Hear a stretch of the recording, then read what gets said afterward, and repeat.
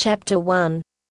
The 3 pink roses in her hand were as fresh as the flowers, newly plucked by a gardener. Early in the morning, Daniel bought them for her in a flower shop near Baguio Market. "Will you still give me flowers when we are old?" Rose asked, wanting the assurance of a perennial love. Daniel smiled. He looked at her and said, "Until my last breath." They were seated on the grass, facing each other. Dahlia flowers bloomed near them, witnesses to an unspoiled young love. The place was Burnham Park in Baguio City. It was 3 o'clock in the afternoon, the last Friday of June 29, 1990. "What time will you leave for Manila on Thursday?" Daniel asked her. Rose smelled the scent of the flowers, after which she was named. "At 6 o'clock in the morning. I should be in the airport by 2 o'clock in the afternoon," she replied, referring to the international airport in Manila. "What time is your flight?" 7 o'clock. "I want to be there early." Daniel looked at the grass with sadness. He didn't know what to ask next. "Happy graduation in advance," Rose said, smiling. "I hope I'll be here by then." Daniel nodded, still looking at the grass. "But if I can't, just remember that I'm happy when you're happy," she said, her eyes expressing tenderness of a first love. Daniel was in his 5th year in civil engineering at the University of Baguio. He was scheduled to graduate at the end of the school year. Rose, a graduate of a secretarial course from the same university, met him when they were both in their 1st year. She finished her course after 2 years, and decided to go to Hong Kong to work as a domestic helper. 5 months after graduation, it was her aunt, Sally Bobo, who had been working in a British Crown colony since 1984, who looked for an employer for her. "Times move so fast," Daniel said, observing a boy riding a bicycle. 10 years ago, I was just like him." Rose glanced at and watched the boy who was enjoying his ride. "Sometimes, I want to be as young as that boy again," Daniel said with a wry smile. "Why?" Rose asked, surprised. "The world is his. He has no problems." Rose looked at the face of the young man dearest to her heart. "Is something troubling you?" she asked him. "Just feeling the academic pressure."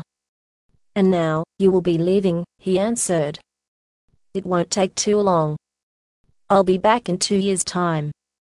Remember when I first left for Hong Kong? You were so sad then." "I was too. But we quickly overcame the sadness. It wasn't long before I was back with you," Rose said, trying to cheer him up. Daniel looked at her eyes. He could discern her loneliness through those eyes, though she bravely tried to hide it. "Yes, but you're leaving me again," he said. "Daniel, I hope I can get a job with a reasonable salary here." "But you know I can't." "How much does a secretary earn here?" "From 1,500 to maybe 2,000 pesos. In Hong Kong, we earn $2,500 a month, that's more than 7,000 pesos. You know I'm the breadwinner in my family. Mother is sickly. Boy is only in his 4th year in high school. Tina is only in her 1st year in high school. I wish I could work in Baguio, but even if I could find a job here, the salary would just be enough for me," she said. Daniel nodded. "Yes, I understand. Let's be patient. Soon, you'll be an engineer and you may no longer need me. By that time, other women might have entered your life," Rose teased him. "You know that won't happen. If you want, we could get married as soon as you return. I would have graduated by then." Rose smiled again. "Really?" "No, it's hard to make immediate commitments. It's difficult to marry and start a family at this time." "I know, but with God's help, I'm sure we can manage," Daniel said. "I'll ask you a question. But don't get mad," Rose said. Why would I get mad? What is it? Daniel was curious. Suppose I'll marry you 5 years from now. Will you agree to it? She asked, smiling. Daniel was surprised. What? That long? Come on, not that long. I might not be able to wait. Rose turned serious. I made a promise to my father before he breathed his last. I told him, while we were in the hospital, that no matter what happens, I will help Boy and Tina finish college. It was a vow. I don't want to fail in my vow to him.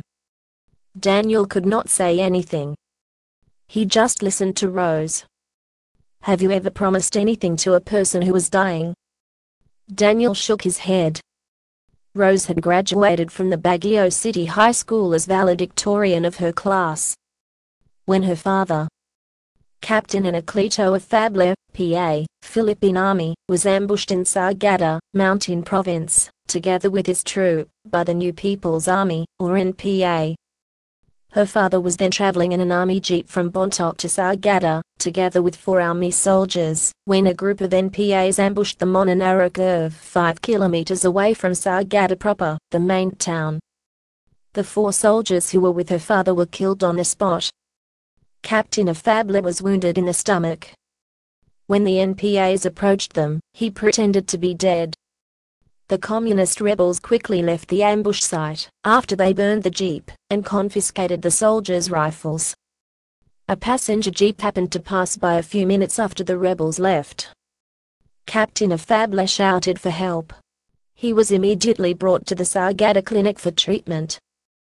That same day, he was airlifted by an army chopper to Baguio City. He was operated on in Baguio General Hospital. It was a struggle for life, even after the bullets were removed from his body. He lost so much blood. Between the moment of the ambush and the time of his operation, his family was still able to talk to him in his final hour. Captain of Fabler asked his eldest daughter to take care of her mother, brother, and youngest sister. He asked Rose to help send them to college. Rose nodded, tears falling, her life fading like a flickering light at that moment. It was her pledge to a dying man. And it was because of her vow that she decided to just take a 2-year secretarial course after high school. She wanted to work immediately, so she could send her brother and sister to college.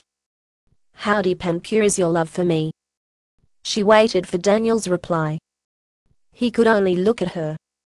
Is your love willing to sacrifice? She asked him as she held his hand. Love, true love, is willing to sacrifice. If your love is really pure, and true, and honest, then I can say that I am still fortunate despite my early sorrows. But if the love you offer is selfish, if it cannot give until it bleeds, let it reveal itself now. I can drink the tears of misfortune. He was speechless. He didn't know what to say. Is it pure? She asked him again. Daniel slowly nodded. Rose smiled at him. I love you, and I will love you until the last moment of my life. She gave him that assurance. He was her first love. I will always remember you in my loneliness. Next to the Lord, you are my source of inspiration and strength, she said with all the earnestness she could muster. They had been sweethearts for 3 years. She met Daniel when she was in her first year at the University of Baguio. Daniel was also in his first year in the same university. She responded to his love after 10 months of courtship. If your love disappears, I will muse over its memory until I meet the Lord face to face, she said. Then she leaned on his shoulder, longing to feel in her soul the tenderness of his love. End of chapter.